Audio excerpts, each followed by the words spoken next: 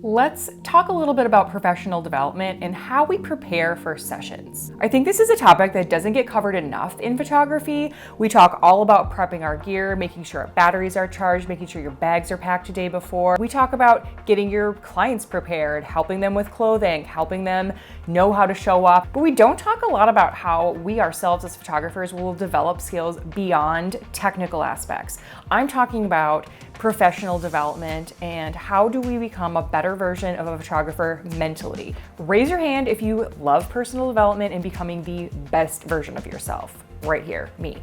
I'm all about the journals, the planners, the meditation, the reflection. I love it all.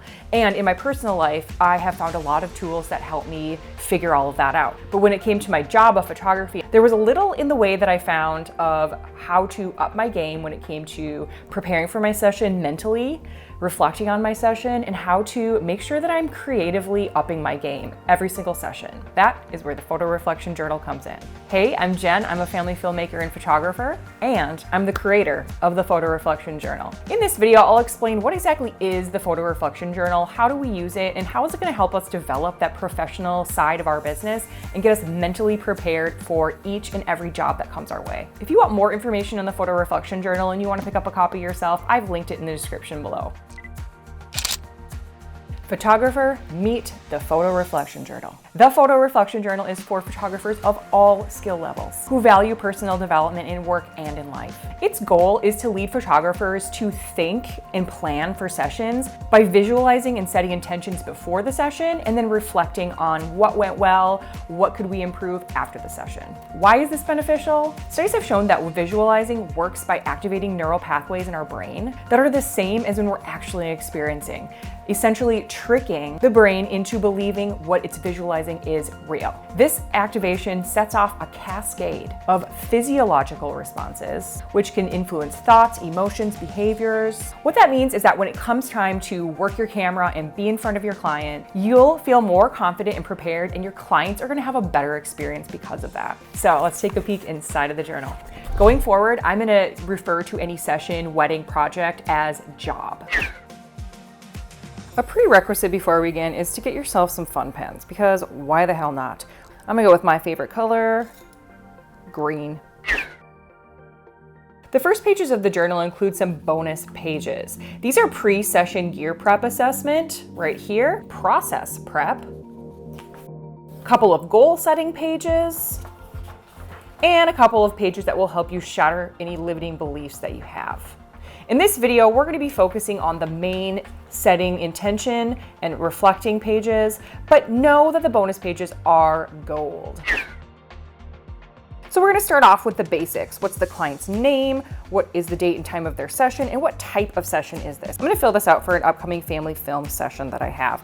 The next section talks about clients' notes, connections, stories, and my plan to up-level their experience. So this particular client is a past client. I have done 2 previous films with them. I know that they have 2 kids. Billy, who is shy, he's 7, he loves Batman, he likes to play baseball. These are things that I know because number 1, these are past clients, but also because previous to the session beginning, I have sent a client questionnaire asking specific questions related to these things. Their second child is Sarah, and so on and so forth, right? So these are your connections, your client notes, and then my plan to up-level their experience. I do a lot of things in clients' homes, and last time I was there, we did a lot of things outdoors. So this time I might want to do some indoor things. I might want to do some things with the kids' rooms and have them explain to me what is in their room and why they love it. I'm going to bring a client gift, and I'm going to make sure that I have stickers for the end of the session to give the kids.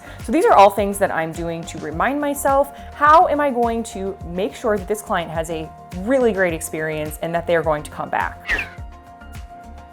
The next section's location notes. So I do all of my family films in the family's home. I know that they have a great backyard. I know that they have a family game room. And since I've been there before, I know that the sun sets in their backyard, which is great to know so that I know which direction my light is going to be coming and if the backyard will be a great place to use for maybe some posed photos with them at the very end.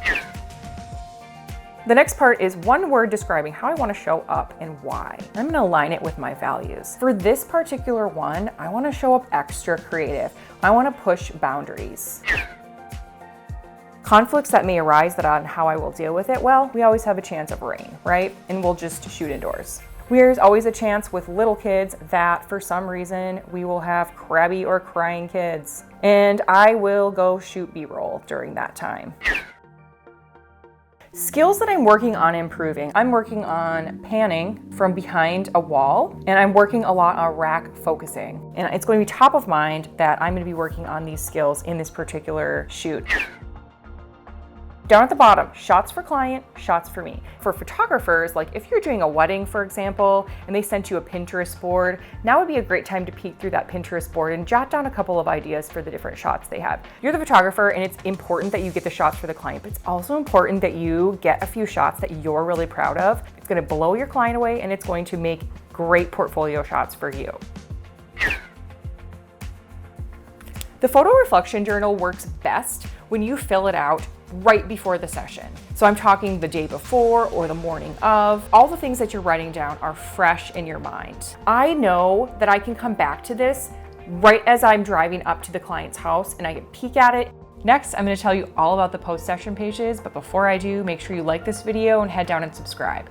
Then in the comments, leave me a note about if you've ever done any sort of work like this for your sessions in the past. When the session is complete but still fresh in your mind, you're gonna go on and complete the post-session page. So the first box says session notes, appreciation, stories, what went well. Because the session is fresh in your mind, you're gonna wanna jot down any important stories that happened during the session.